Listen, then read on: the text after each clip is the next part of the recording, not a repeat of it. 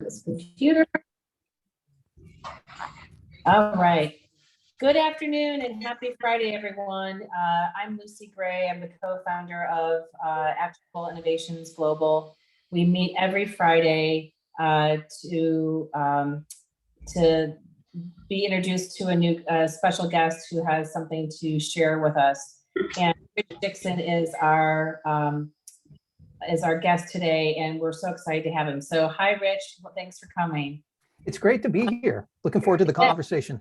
Yeah, and I'm going to turn it over to Don in a minute to do this little questionnaire with you. But first, and I don't know if this is, I just want to kind of go over what we do. So if anybody's listening or watching on Facebook, they have an idea of what our community is about. We bill ourselves as an inclusive professional learning community. This used to be the Global Education Conference Network, and we combined it with a PLC that I started with some of the people in the room here this fall. And for the last month or so, we've really kind of been, we've been having conversations with people for a while now, but we're now kind of branded as Actionable Innovations Global. We are going to be having a virtual conference in November, similar to the Global Education Conference that Steve Hargadon and I ran for a number of years. So stay tuned. We're just getting started planning that with World Savvy, who's our lead sponsor, and we're really excited about that. What we do is that we, mainly we want to support and inspire education leaders, especially in the era of coming out of COVID. We host these conversations and connect people, and we also write about global educational innovations on Medium. And hopefully down the road, we're going to be advising, advocating, and consulting. Get my head out of the way here. As this organization develops. If you want to get more involved with us, we'd love to have you as a speaker or contribute to our Medium publication or whatever you want to do. Here's my email address, and you can also join our community where you're welcome to post anything that you have, you want to share about global education innovation. And that address is actionableinnovations.global. So that's where you can find us. We also are pretty active on social media. We use the hashtag GlobalEd22. You can scan with your phone the QR code, and it will take you to Linktree that we were just discussing before the program started. And that will give you links to all of the channels that we're on. When this broadcast is over, we will upload the recording to YouTube. So if you happen to miss this, it will be there. We also have a LinkedIn group where you're welcome to share information as well. And that's all the information that you need to have to get started. So I'm going to also turn this over to Don in a second, but make sure that you introduce yourself in the chat. Feel free to comment during the presentation today. Add your Twitter handle or LinkedIn profile URL if you want to connect with others. And just make sure that you're muted if you're not talking, because sometimes there's background noise that gets in the way of things. And so without further ado, I'm going to, and also here's Rich's contact information. So Rich is a Senior Director of Learning and Innovation at Hapara, and you can find him on Twitter at Rich EdTech, and his LinkedIn profile is linkedin.com/in/Rich-Dixon. If you would like to connect with him, and I will also put those links into the chat once I turn this over to Don. So Don, do you want to tell us a little bit about the Proust questionnaire? And then, yeah, sure. Yeah, hi Richard, thanks for stopping by today. Welcome. Thank you. Cheers. For anyone who hasn't been in the audience in the past, the Proust questionnaire is a set of questions answered by the author, the French writer Marcel Proust, and it's sometimes used today by interviewers today. If you're a Vanity Fair reader, it is the last interview in the magazine every month. But the history is that Proust answered these questions in the form of a confession book, and this became really popular as a parlor game in Victorian times. And I'm always reading I love the Proust questionnaire in Vanity Fair because it really brings out traits in people that you may not normally know. And so I just adapted it for education.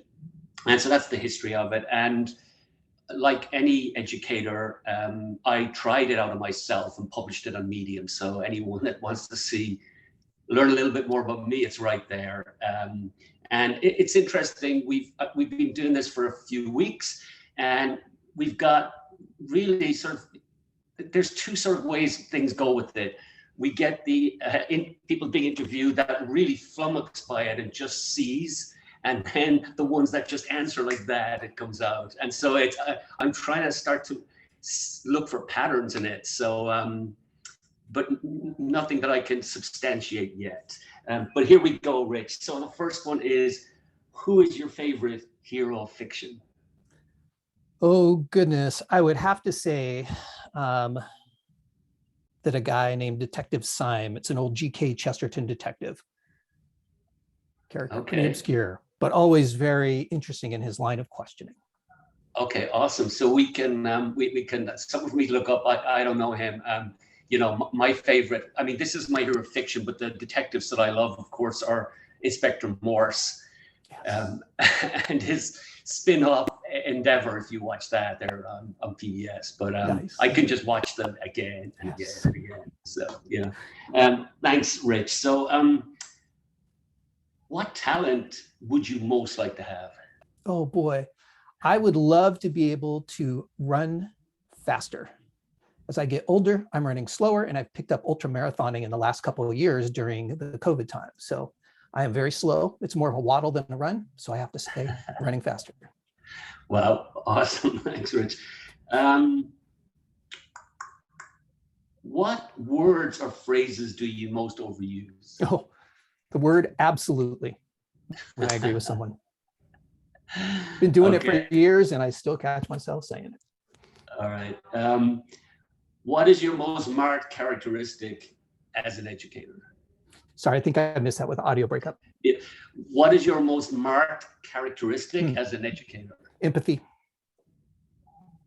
Okay, that's it. We're done. Rich, you've probably answered those faster than anyone we've had on the show. Oh, really? Yes. Direct them right there. Oh, right, Lucy? So I think, so Rich, you were the most prepared. I think you read John's blog post, I'm guessing.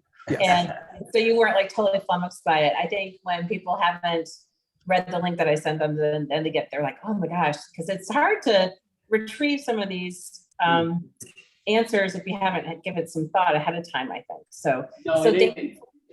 Yeah, it's hard. Yeah, definitely. Particularly ones that I, like there's ones in there that I mean, I can't bring myself to ask this one, but it's a great one. On what occasions do you lie? That one. And I had to think about that, and I'm going to give you my answer. My response to that was, in the rare situations when there's been traumatic events and the safety or well-being of those around me depended on me moving them to somewhere to deflect maybe a distraction or a situation that might cause that safety to not be actualized. So Rich, I'm with you. Mine says to de-escalate heated situations. Yes. It's pretty much the same thing. That's right. Is what you're saying. Yeah. Let's see.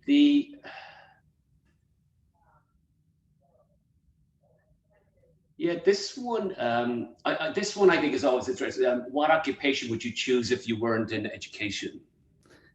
Yeah, I think it might be physical therapy or some other way to help people.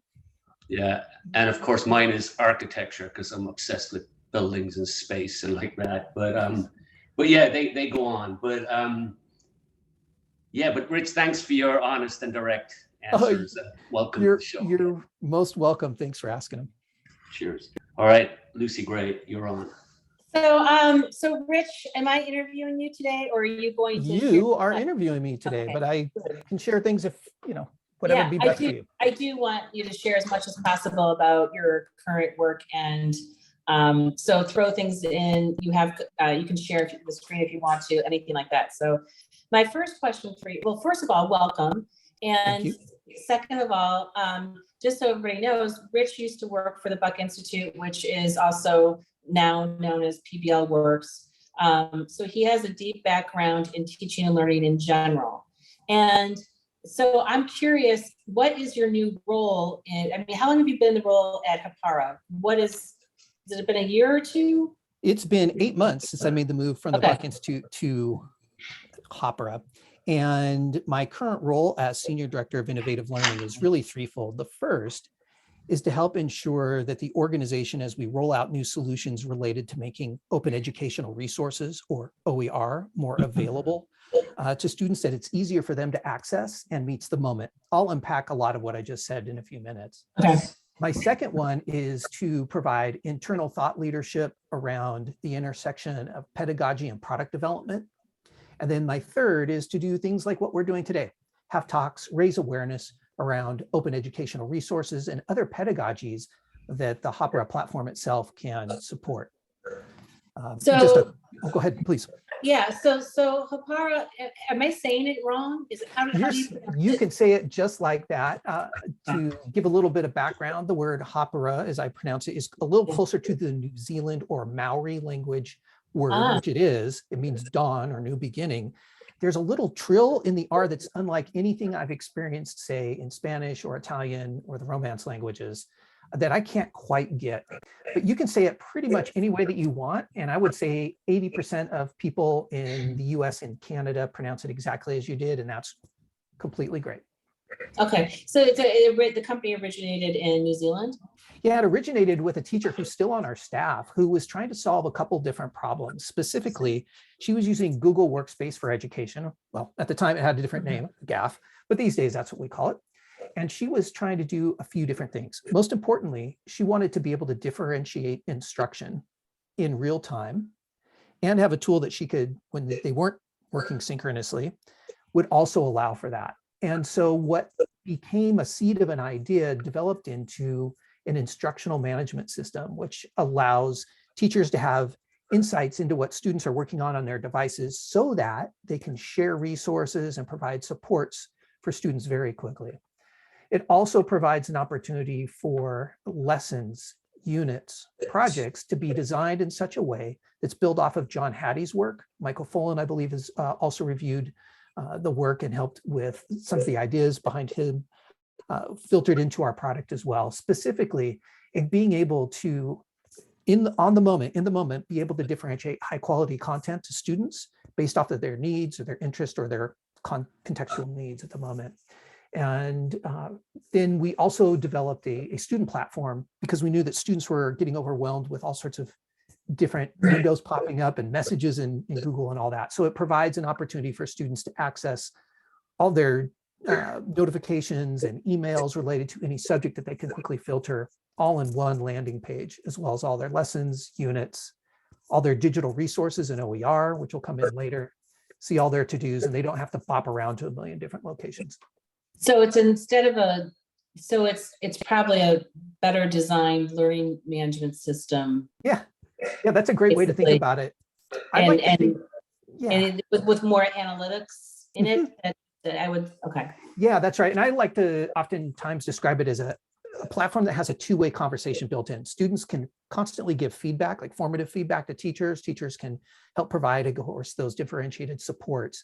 A little different than a learning management system where generally content is handed, students consume it, they might be assessed, but then they just turn it back. And it's kind of a one direction, relationship, if you will. And this is really a powerful tool for in the moment teaching, where again, that bidirectional communication is really critical. And I would assume that during the pandemic, that's come into play a lot more. I mean, that you have to have a closer relationship through technology to your students and to be able to make decisions on instructionally. And it sounds like this tool, Hāpara, the platform, helps do that. So did the pandemic, out of curiosity, I have so many questions for you, but did the pandemic encourage your, I mean, I know you've only been there 8 months, but before that, did the team at Hāpara have to innovate quite a bit with the onset of the pandemic and create different kinds of tools within the platform to address the specific needs of students in this new era? Yeah, absolutely, 100%. In fact, that's one of the things that I love about the organization is getting to work for leadership that are educators still, and the vast majority of educators are employees are. And to answer your question, yes, we ended up developing that student dashboard that I was just describing for students. But in addition to that, we ended up developing something called Digital Backpack, and that was a way for educators to curate OER and other digital resources that they had license to, upload them into our system, and have that content turned into something that was instantly mobile responsive, because the feedback that we were getting is that students needed to know that that content that was going to be shared didn't require funky scrolling. You know what I mean? If you ever tried to look at a really complex website that isn't mobily responsive, you have to swipe all over, up, down, left and right. And then also making sure that any of those digital resources work with assistive technologies, making them the technical specification WCAG 2.0 accessible, taking that lift off of teachers. And what that did is it allowed students to be able to get access to the content that they needed. And we know in many situations, students left suddenly from their schools and they didn't have access to their textbooks or some of the other resources that normally a teacher might photocopy, run off, if you will, and then hand out to students. And this is a quick way for students to be able to have in an optimized environment, again, in one solution, a way for teachers to be able to get content to them effectively. And there's a number of different features in terms of how that content shows up and what they do with it. But that's just one example of a product that released during the pandemic. So I think it's amazing that, imagine this, an edtech company is hiring educators to help tell the story and to advise internally within the company. That's remarkable, because that's not always the case with every edtech product. So how did you come into this role? I mean, did they find you and create this role for you? And tell us a little bit more about, I'm very intrigued by your role and what you're doing there. So if you want to elaborate on that a little bit, that'd be great. You bet. I actually received a call from someone at Hāpara, gosh, probably last July or so, with a proposal, an idea. And the idea ended up becoming those three different roles that I had mentioned. And I was really intrigued that a platform would be focused on pedagogy as much as it is, rather than just, if you will, allow me to say this, just obsessing on the technical functionality, if you will. And that really caught my attention. I also like that it was trying to address real problems that teachers have in the moment. And I think part of that is, at least for me, I'm still passionate as a former educator in the relationships that we can have with students. And that relationship was paramount in developing the ability to, differentiate instruction and all the things that we've talked about. In other words, helping the technology facilitate rather than become the end point or get in the way of the learning.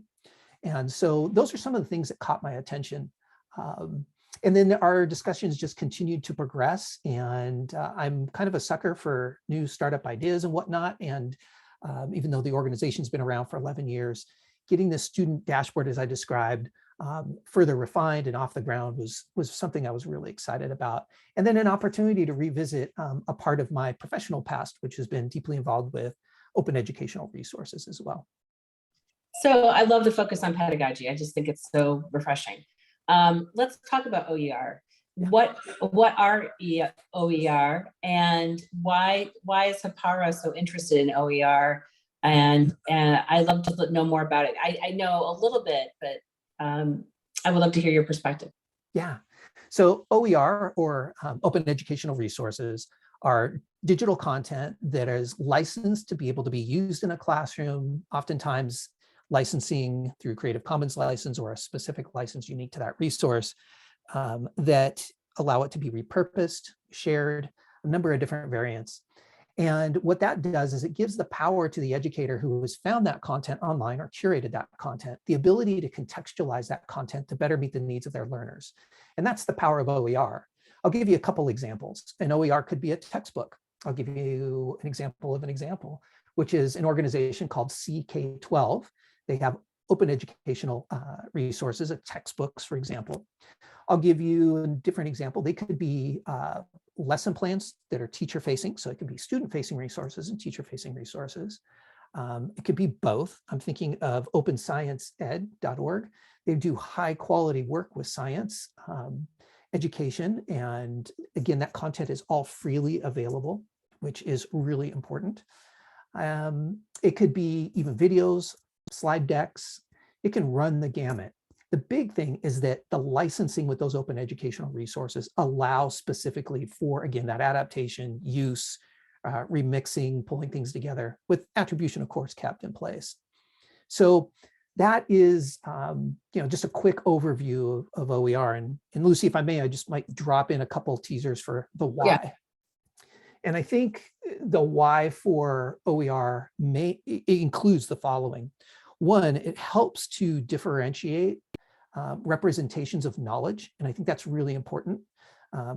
We know that school districts provide textbooks and a textbook series. We also know through a 2017 RAND Corporation study that over 97% of all educators find supplementary, if not their core curriculum, through using Google to go out and find those resources. So what that implies is that the box set of curriculum, while it serves a role, may not be enough to meet the needs of every teacher and every student in each classroom. In other words, differentiation needs to occur. And so what OER offers is the ability for students and teachers to actualize some of those needs. And I'll just stop there.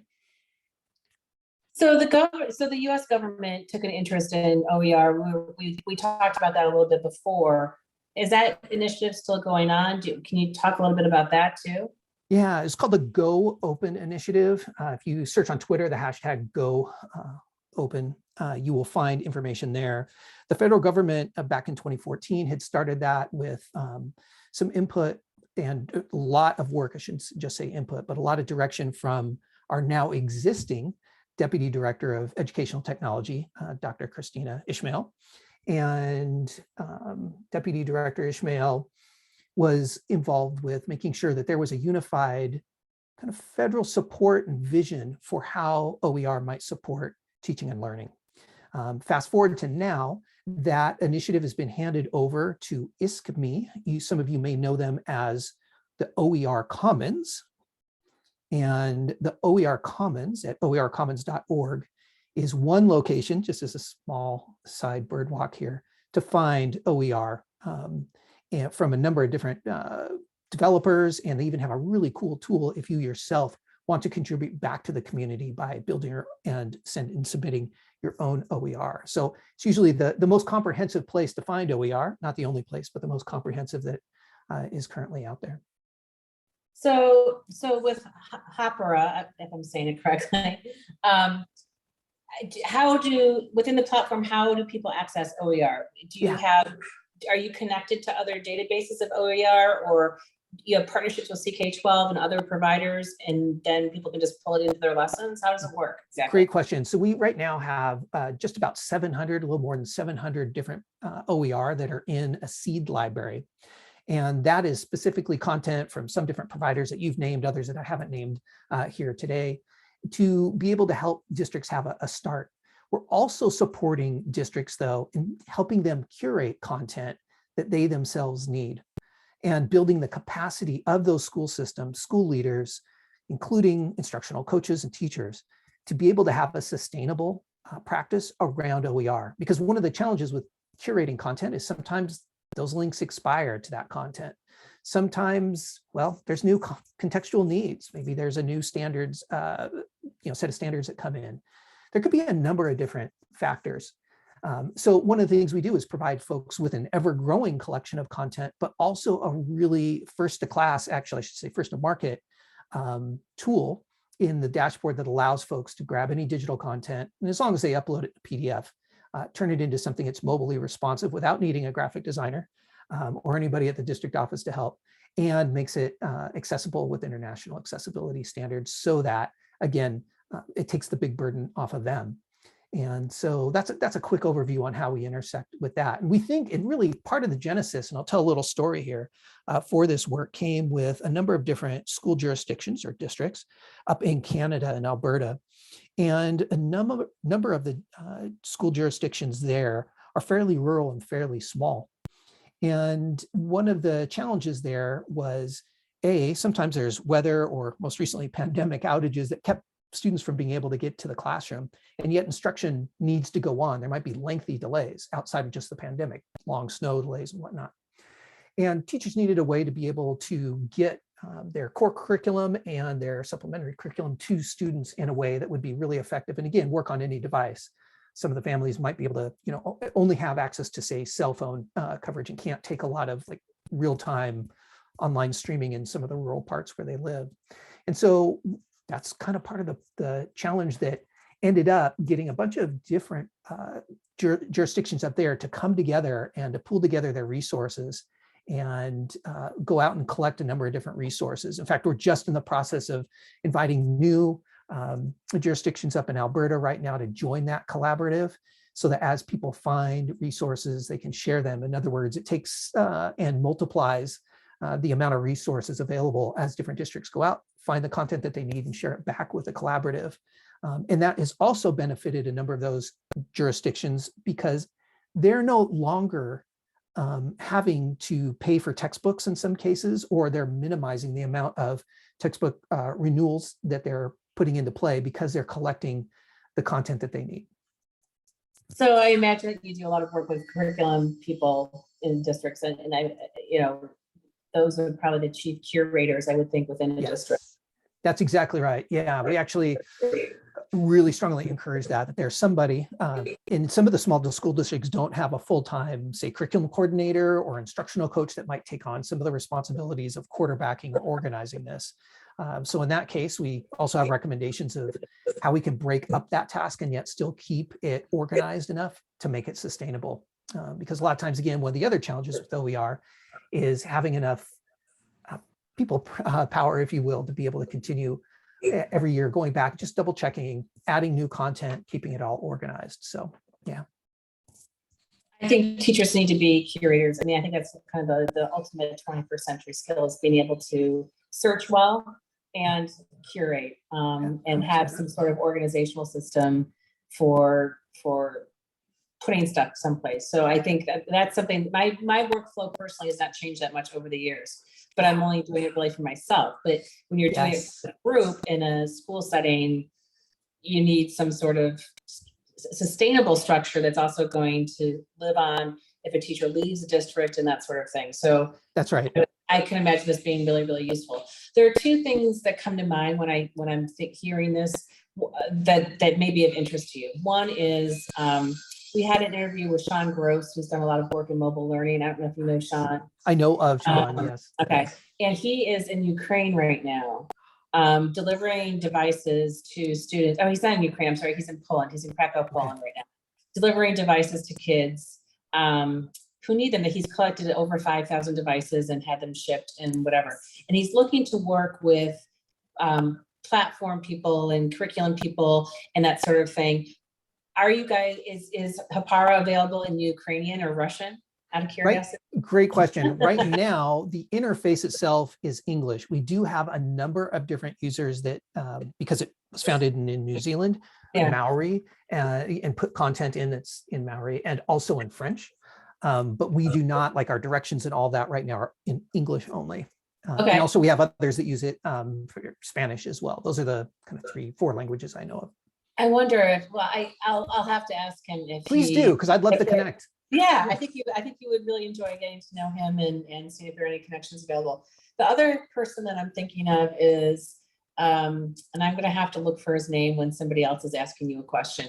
But I went to Helsinki in 2018 as part of the 100.org group, which is, showcasing innovations around the world. Yeah.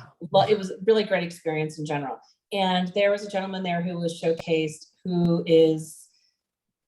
he's harvesting content to be repurposed for education, OER type of stuff. And he's gotten a lot of attention.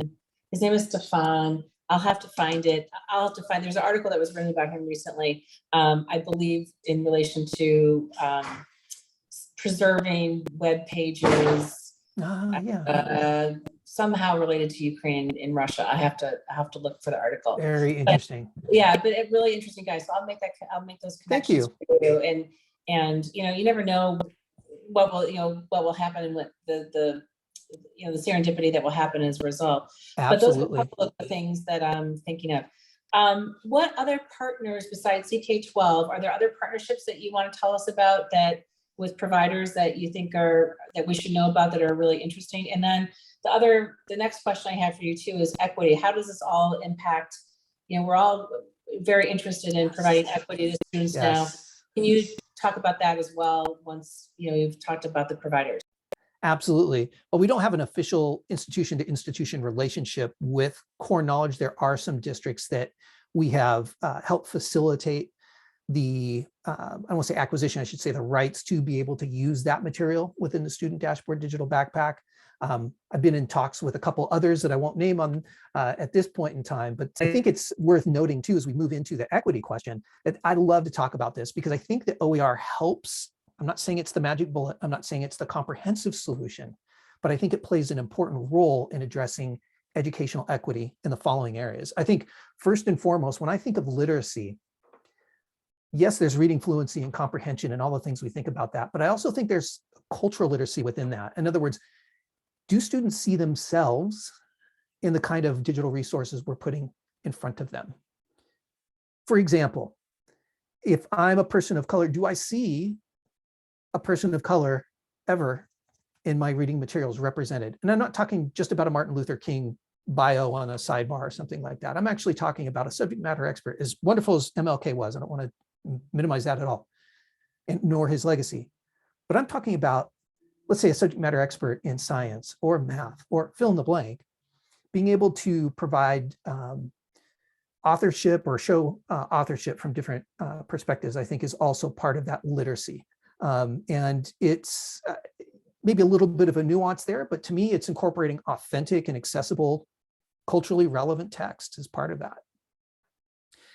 I also think that another one that's really important to me is making sure that we as educators, as we know our students, have that knowledge of our students represented in the resources that we put in front of them. Again, that may not happen all the time, but if we know a student has a particular disposition or interest in a particular subject, discipline, artist, X, Y, or Z, being able to find OER that matches that interest in students helps to demonstrate knowledge of students, increases, of course, care for that student. I don't know, my gut sense and my experience as a former classroom teacher in many roles in education over the years goes a long way toward connecting with them and helping them feel known, seen, and therefore increasing engagement. And a lot of times that goes a long, long way for increasing, and I'm not saying it's the same thing, but helps set the conditions for better learning outcomes. And I think the last thing is, I think when students get a chance to curate some of their own OER for their own purposes and share that back with students, this is very aspirational, and that's why I leave it to the end. There's a sense of shared power in the classroom. And I think that's another important piece of educational equity. In other words, helping students to actualize agency over how they learn, as well as some of the tools that they're learning with. And there's all sorts of different shades of how much control and agency to have, and that's a whole nother discussion. But OER helps to make some of those things contextualized. So that's why I mentioned that. Well, I think that's an important point in light of other conversations that we've had here in Actionable Innovations Global. Last Monday, we talked to Courtney Walsh from Global Nomads Group, which had, do you know her at all? I know of her work, yes. Yeah, she's great. And they have this content lab where students are selected from applicants to develop their own curriculum for courses on topics that are engaging to what they consider to their peers. There's a college age leader who was given training on how to manage the group, and then 3 or 4 kids from middle school through high school who work on these teams. And then the courses are completely, maybe they could be part of, OER resources for Hapara users. They're completely freely available, and for teachers to use they could have a whole course built around this, or they could use it for a unit. but it seemed to be really well done. It's understanding by design Yes. is the framework that they're using. So great. And they've structured it really well so that kids are led through a pretty meaningful and purposeful experience. And I'm not sure how long it goes on. Maybe it's the course of a school year. But it was, the idea of involving kids in it, in their own learning, that's ultimately, I think we all believe, I think we're like-minded in the sense that we believe that that's motivating to kids, and empowering them is going to have them, that student agency that you mentioned. So anyway, I think that's fascinating, thinking about the student aspect of it. Well, thanks. And Lucy, real quick, I would be remiss if I didn't thank Zaretta Hammond and her work, obviously, for culturally responsive teaching in the brain. And my former colleague at the Buck Institute, Sarah Field, as a close thought partner as we started thinking about some of these things during the time that we were working together. That's good to know. I've read Hammond's book and in my last school, so it was very, very helpful. I want to open this up right now to questions from other people, because we've got about 20 minutes left, or thoughts or comments. And Bill, I don't know, you have some ideas here that you've been saying in the chat. Do you want to jump on and say hello? He's an English teacher by trade. Well, yeah, sort of. Hang on just a sec. I had moved locations, so I'm relocating myself. Okay, sorry, I caught you. There you are. Yes. I wanted you to talk more. I thought you said very eloquently, this idea about students getting to see themselves and getting to see, that idea of OER. The challenge, of course, has to do though with a couple of things. I mean, first of all, the notion of quality. And so how do you ensure that these representations are not just sort of a veneer or sort of, kind of silly or well, anyway. And then the second part is, I think this idea of it, part of the challenge, I think, of OER is we sort of think of it as sort of kind of naturally occurring. Well, stuff is just going to bubble up. Right. But that idea of targeting, and maybe you want to talk about how your group kind of encourages the development of these resources for multiple people. Yes, I really appreciate that question. Both are big passion areas for us. I think number one, the concept of high quality. Well, what does high quality means? I might defer to our friends over at edreports.org. They have an extensive set of tools that help folks define and work through what high quality might mean for them. They can adapt that, of course, for their own means. But I think having some North Star, some common understanding of what it is. I have created my own little short rubric, which I'm happy to share out after this, and also a kind of an overview of a set of ideas to help guide folks at the district level, building level, whichever it might be, to get started with something. Heck, it could even be started at just a grade level if you want, but I always encourage at least 2 people to get started rather than trying to go solo. But I think it's important to define what that high quality, looks like. I think the other component to get to your first question is a great one. I think one of the challenges with OER sometimes is finding that right OER. There's so many locations. Right. Oer Commons, again, is a great place, but sometimes it can be a little difficult to find those things. And I think the call to action, I think for me, even though I don't have any association with ISKME or Oer Commons, is to have people, if they feel comfortable, share their creations through that repository, because I think is that repository, which is large right now, I can't tell you how many resources there off the top of my head, but will only continue to grow over time. I'm seeing a resurgence of folks that are starting to put some content up there, and I would love to ask other folks to consider doing so, because I think then we're going to see more diversity of content that way. Right now, a lot of it is going out and finding a resource, making sure that there's an opportunity to use that. It's got the right licensing specifically. And then I think the key to making it relevant or high quality, I shouldn't say relevant, high quality in particular, or maybe removing the fluff, if you will, or maybe if it's too complex, being able to simplify the text complexity, for example, or even conceptual complexity, is making sure that it's got a Creative Commons license or some other license that allows you to adapt that content.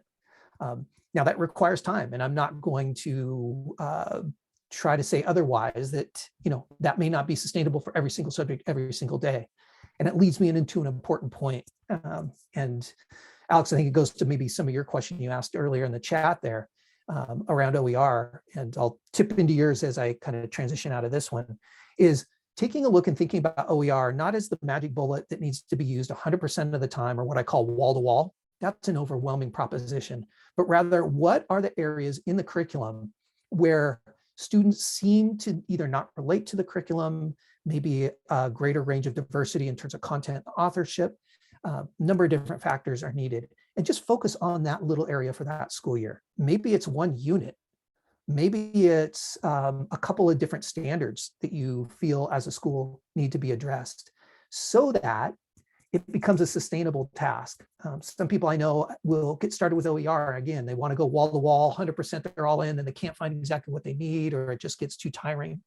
But I think if we think about using OER in a sustainable manner, it includes starting small with a very specific outcome that aligns with classroom and district initiatives and desired outcomes that are all hopefully aligned, of course, to standards and the outcomes there. So I think that's really would be my answer to you. Is I don't think that there's always going to be a resource at this day and age for every single moment, but finding the ones that you can and curating those and contributing those through OER Commons to the greater good only increases the number of resources that are relevant. So I hope that's helpful. And Alex, your question, if I remember right here, I'm going to scroll back up to it. Oh yeah, do you see school districts not adapting open? Yeah, because they want the intellectual property rights. That has come up in a number of different, I haven't seen as much lately when teachers pay teachers. In the last kind of increased use of OER, I would say that there was a lot more right around that time when Common Core was getting developed. There was a huge boom of OER use and adoption because there weren't as many resources available to folks. But I still hear whispers of that, of districts that are saying, hey, you developed this content on our time using our tools, computer, classroom, whatever else, and therefore it's ours. I haven't seen it come to a head as much in K-12 as I hear of it in my higher ed circles. I primarily right now, when I hear hesitation about OER, is that feeling of overwhelm, that there's an interpretation that for some reason, everything else that has been done in the past, including traditional publisher content, should be thrown out and run entirely towards OER. And I like to tap the brakes on that and just say, start small, like I said before, supplement, fill in, and start that way with OER. Over time, you may set out a strategic plan that says, hey, we're going to wean ourselves of traditional textbooks in 3 to 5 years. That's fine. That's got to be a systemic plan and make sure that it's aligned with other initiatives. But I think usually it's that, Alex, to answer your question, that feeling of overwhelm. How can I find what I need? And to Bill's question earlier, how do I know that it's any good? What's good and what's not. So there are districts that generally are more worried on that front. Philosophically, I don't run into too many districts that are in opposition to OER unless the concern about high quality comes up. And I actually find it ironic because I feel like the places that we've talked about, again, I'll just brag on these guys because I love them so much, but openscienceed.org, they do such high quality work for science. And we're seeing more high quality content providers coming to the table in this last year. So I think more content will be coming, and I do like what's out there already. And I do think that ironically, there's a lot of really great content in OER. I think where the concern, and rightly so, has come is from some locations early on and with OER, especially during Common Core, where people found things that were really low quality, maybe available through different OER aggregation sites, free or paid, that weren't high quality, and really kind of left a bad taste in people's mouth. In other words, that content, for example, wasn't aligned to standards and necessarily, or the text didn't reflect quality or complexity that was needed.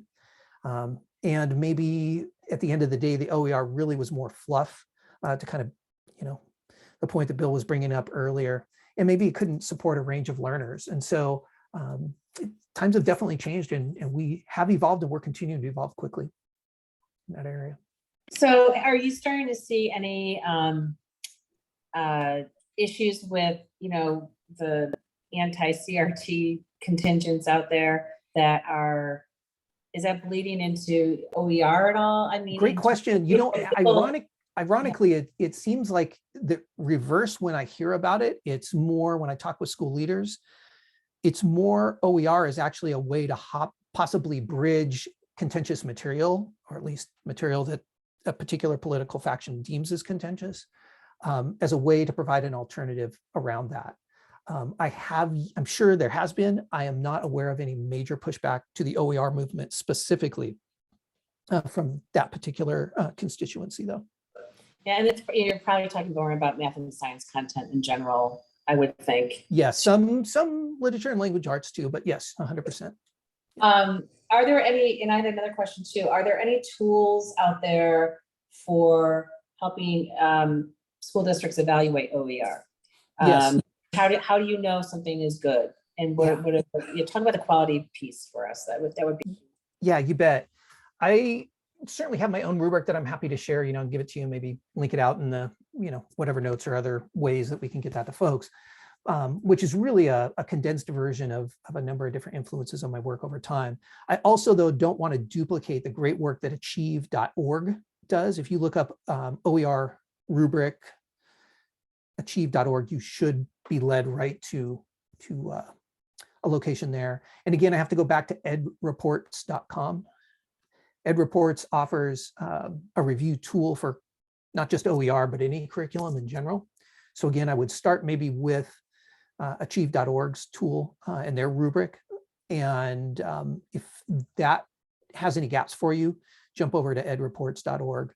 And I would say that those would be two accessible tools to take a look at. Thanks, Lucy, for dropping that in there. Appreciate that. And by the way, edreports.com is coming up as a domain for sale, but maybe I have the wrong link. It should be .org. Sorry about that. If I said .com, okay. It should be edreports.org. Yeah. What happened to Common Core? I missed this, because I've been mostly working in independent schools. Whatever happened to Common Core? Where is that? Is that just completely DOA? Yeah, I mean, still alive and well in most states. Different states have over time added or renamed those standards if they were using standards and needed to add something that was relevant or helpful or legislated from their state. So I continue to see it being used in the United States. I think that, the textbook publishers and whatnot didn't take too long to spin up quote unquote aligned content to those standards. But I still think that, what kicked off the last OER boom, which would be the second one, and I can give a little history lesson if interested on that, was that need. There just weren't published materials that were aligned to that curriculum. But as time has gone by, more is aligned to those standards. But some states have kind of quote unquote rebranded, renamed them. Some states have drifted fairly far, but have kept some of the same standards there as well. So I see it fragmenting over time, to answer your question. And so, how do we, where does OER fit with teachers pay teachers? And teachers as with side gigs. Again, it's to the quality, I guess, and inherently in the teaching profession, I always have believed in being professionally generous, in creating things and sharing them with people for the benefit of all. What are your thoughts on teacher pay teachers and similar kinds of groups like that?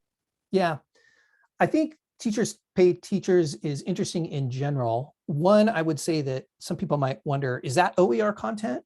It could be if someone didn't charge for it. But most of the things that I've encountered there, if not just about everything, is for pay or for a fee. And then the other thing about the licensing is does it allow individuals to take that resource and repurpose, remix, and create a variant of it, a derivative copy. And I think that to Bill's question about, I mean, there's a level of not great material. And again, there's a RAND study, which I'll find the link and share that with you as well after this, Lucy, a 2017 report about the use of digital resources in general. And I know that edreport.org, I believe, has done some work on this as well. I don't want to misspeak, specifically around the efficacy of, or lack thereof, of what was generally found on teachers pay teachers, things that weren't aligned to standards.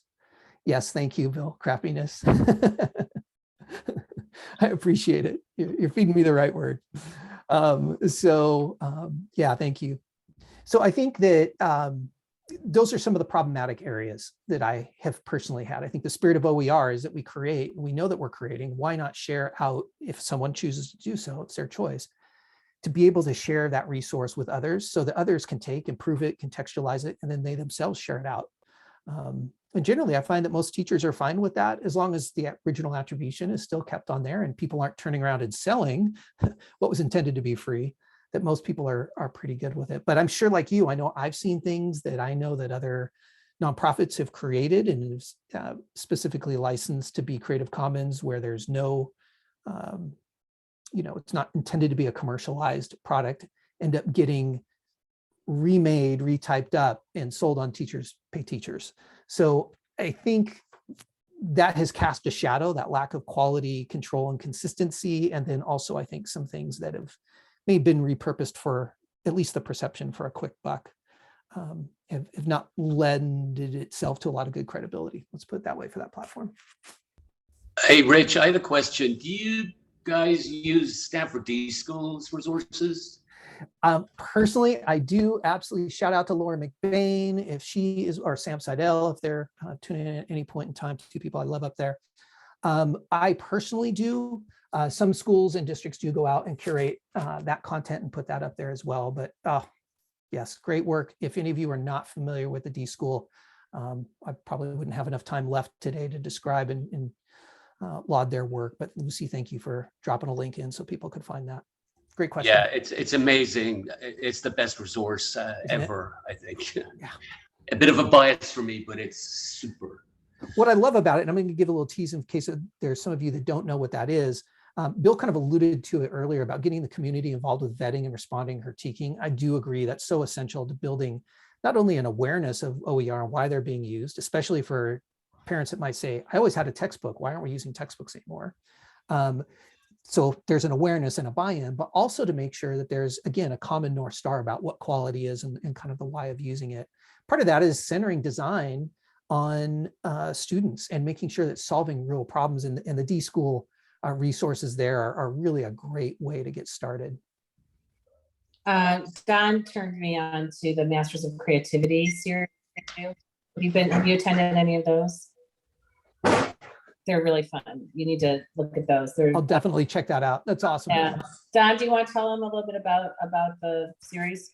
Yeah, so the Masters of Creativity comes out of their executive ed strand, Rich. It's run by Jeremy Utley, who's a friend of mine, and Perry Clavan. Oh yeah. And they started this series called Masters of Creativity, and it was sort of like a 1 hour, could it be about idea flow or just stuff in innovation. And then they partnered with Laura. Well, I was taking Masters of Creativity and I brought a couple of EDU people in, and then Jeremy, it was Lisa Okana, who runs the design and innovation lab at Scarsdale Public High School. And they said, hey, we're thinking of running this for EDU. Can you talk us through stuff? Because you're the only educators in here, and I love your ideas. And so we did. Lisa and I said, well, like, we're sort of the exception, the extreme, but maybe you could do this. And so then they partnered with Laura and Steve, and have run a series for DK12 as well. Oh, so great. Which there's a few of, but the original comes out of the executive ed, and I'm not telling you, like, it's one of the best classes I've ever taken. I mean, it's really highbrow. It's very creative. It's all hands-on, and like, they're just great, those two. And there's a third person also teaches in it, Catherine, who's again a professor at the D School. But so again, another thing to open up to educators, even though it's for executive ed, I think you'll find a lot of educators might even prefer it, than the DK12. So it's just another amazing resource. Yeah, absolutely. And that's a great one too. If I can this may seem like an unexpected segue here, but I think as we're looking at declining populations of veteran teachers as people, exit the profession. I think classes like this that you just surfaced on are absolutely critical. I expect that we're going to have a large wave of new teachers who are rushing through or perhaps teaching while they're also trying to get their credential. And one of the things that I have a sharp eye on, and if I can go so far as to say a concern, is that with the vast number of teachers that are going to be coming in, I think there may be a temptation on the part of district leaders, if I may be so bold, as to provide a scripted curriculum, a one size fits all that is less about building teacher capacity to facilitate awesome learning and designing awesome learning as you're talking about, Don, and much more about, as we've seen in previous, time periods, somewhat in the last 20 years, more of a prescripted, just follow the box set of curriculum. So I think more than ever, opportunities and surfacing resources like that, Don, I think are really critical. Right. Speaking of which, if we wanted to learn more about OER and what you're up to and think about how they relate to the design of learning experiences, are there any other resources or locations where we could go to learn things that you recommend? I think there's a few things that I could send your way that could be posted. I also think on the Hāpara blog we're posting, I get probably about 1 or 2 blog posts, maybe about 1 a month right now. And I'm going to grab that URL for you. And I'll put it in the chat here. It's hapara.com/blog. There's a number of different resources there, or blog posts, I should say, not only OER, but if you search for OER, you'll start to pull some of those up. A lot of those are aspirational thought pieces. So what I will do is I will link to some very pragmatic resources that people can take and look at, whether that's starting to think from a systemic level about the implementation and use of OER to classroom resources that teachers could begin to use to find OER so that they can start. And I think in summary, the encouragement I would give everyone is to start small, start with intent, and making sure that there is success early rather than giving up or feeling overwhelmed, which a lot of folks do if they try to tackle all of their curriculum all at once. Start with one challenge, one way that you can help your students. Yeah, Bill, great point. Lucy, I don't know if you want to read that out, but that's a so Bill was just agreeing with you that so many groups are turning to de-skilling. De-skilling, sorry, de-skilling. Oh God, it's been a long week. De-skilling of teaching, just follow this cookbook recipe. It's a huge threat to learning, though it makes sense given so many people are leaving the professions. I think we've gone through cycles of that too. Yeah. Like I remember somebody just brought this up somewhere. This one rote teaching methodology that I'm trying to think what the name of it was, that I saw in action when I was doing my student teaching, and like 30 years ago. And somebody just mentioned it like it's been brought up again. So I feel like we're going in circles around mastery learning and that kind of thing. And what we're neglecting is the human part of this, of how do we engage the hearts and minds of young people so that they want to learn. And it's hard, it's not easy. But I think that if you're thoughtful and intentional, and I see that with some of the people in this room who, like Don has been redesigning his courses this year, and they're amazing. And Don, you should talk a little bit about that. We're about to go over our time, and if you can stick around, Rich, we always go over our time. Great. If somebody leave, feel free to leave. But I think that idea of redesigning with the end user in mind is where we need to go. And anyway, Don, tell them a little bit about how you run your entrepreneurship courses, because I think it's very interesting. Yeah, but just to answer something that you mentioned, Lucy, about like it being the education, being the hearts and minds. That's where Linda Vasu last week, I felt, talked about relevance and context. So she teaches computational thinking with Hamlet and Macbeth. I mean, it's mind-blowing what she does. She's looking for patterns, looking for algorithms within. They're saying how many men are here, how many women, how many times is this said? I mean, it's brilliant, but the relevance and context is the key to me, than just the content. So I try, and it's all about what is going on right now. What do the kids where are they? You know what I mean? Yes. So like, if I'm interested in teaching science, like what I did recently was I came in and my wife had bought me eye cream in Trader Joe's. So I whipped out the ice cream, I threw the box on the table, and I said, okay, let's look at the chemistry. You know, and of course, they're fascinated because there's a list of product. And like, so that's how I feel you need to teach. So you need a relevance of context. It doesn't matter, you know, and then that start from there and worry about how it flows out. I don't teach science anymore, but I'm teaching a design abilities. I'm prototyping a design abilities elective right now with a bunch of high schoolers, you know, which is part of the design thinking cycle, but a much more meta approach where you're actually learning attributes and you talk about it.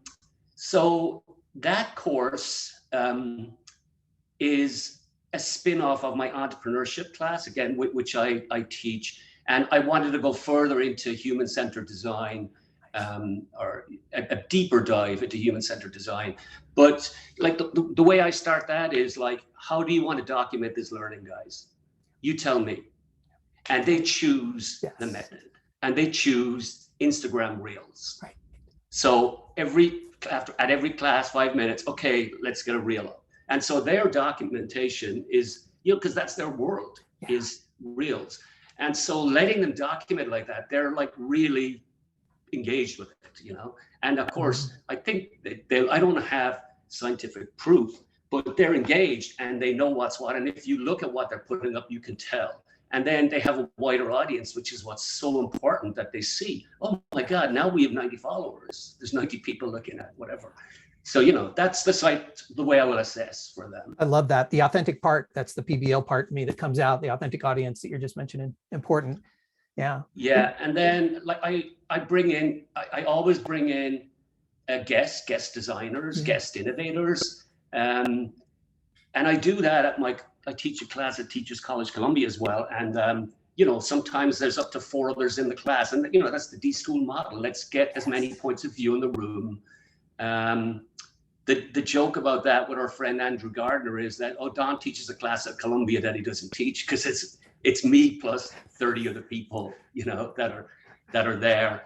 And I'm relying on my network for that. I know that's not a scalable model, and you know, but teachers have networks too. And I think if you use other teachers, you know, that's the way to do it. I think it is scalable now with technology. You just, you know, you can bring people in. I don't. The other thing that Don does too that I love that we adopted for a project that we worked on is learning voyages too, which I think is a part of your graduate course. Yes. Yeah, the voyages, Rich, are when I started to teach a class at TC Columbia. I pitched to them, there's 15 classes of 2 hours. And I said, here's what I want to do. I want to teach the 15 classes in 15 different locations. And they're like, what? And they were like, and I'm like, this is the reason why, you know, you want to take them out of their norm. So I ended up with doing it 4 times, which I call voyages. So we take a voyage to the Steelcase showroom in Columbus Circle, where they do observations of classroom furniture, and then they come back and they talk about learning modalities, and they design a space to pack in as many modalities as they can. They go to a software company, they go to a startup school, you know. So I'm just pulling them out because, one, it hones in their observation skills. They're in a different environment, and you know, just taking them off campus is just great. You know, like my entrepreneurship kids were attending the Fast Company Innovation Festival every year, except that 2 years ago they upped the age because they serve alcohol, so we can no longer go. But they would spend 3 days at Fast Company, you know, I mean, listening to people, innovators on stage. That was much better than what I could do for them, you know. So why not listen to Jared Leto talk about all the tech funds he's invested in, or whoever it was. So yeah, I just feel as many as outside and other people, and then I can curate, which is what I'm doing.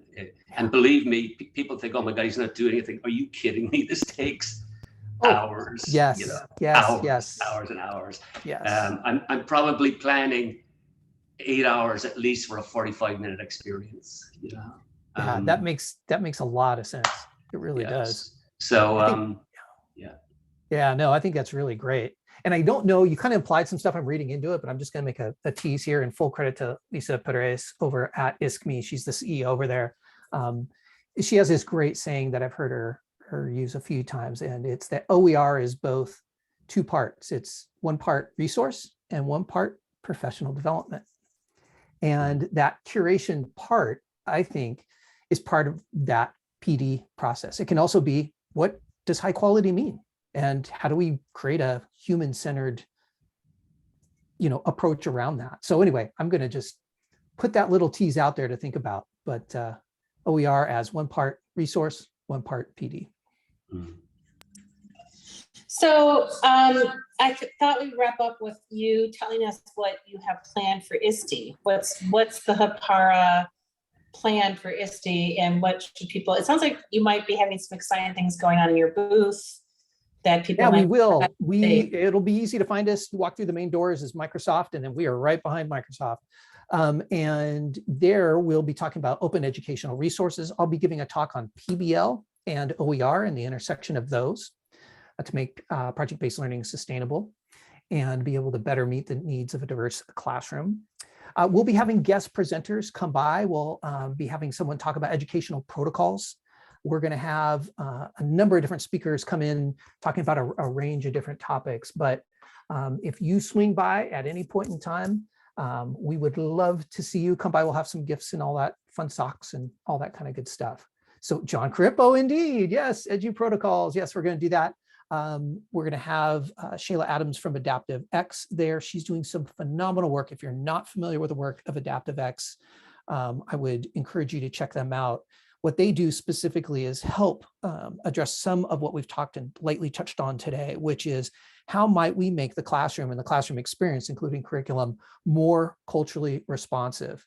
And Shayla is an absolute amazing educator and well-versed in the PBL world as well. So just a little tease on a couple of the folks that we'll have there. We interviewed Nicole Tucker-Smith, who is another similar culturally responsive educator who specializes in UDL. Yes. And she's another person, she was phenomenal. Lots of great ideas for promoting equity in our classrooms. So it's good to add. I love learning about these new people and these organizations that you've mentioned. Some of them are brand new to me, so this is really, really, really helpful. So I don't want to take up too much more of your time, but Rich, thank you so much for coming and talking to us. We really appreciate it, and I hope that we have more of these going on. You're welcome back here whenever. If you just want to come and hang out with us and hear what people have to say, you're always welcome to come in and drop in if you have nothing going on a Friday morning. We appreciate your time and your expertise. So have a great weekend. Thank you. Thanks for having me.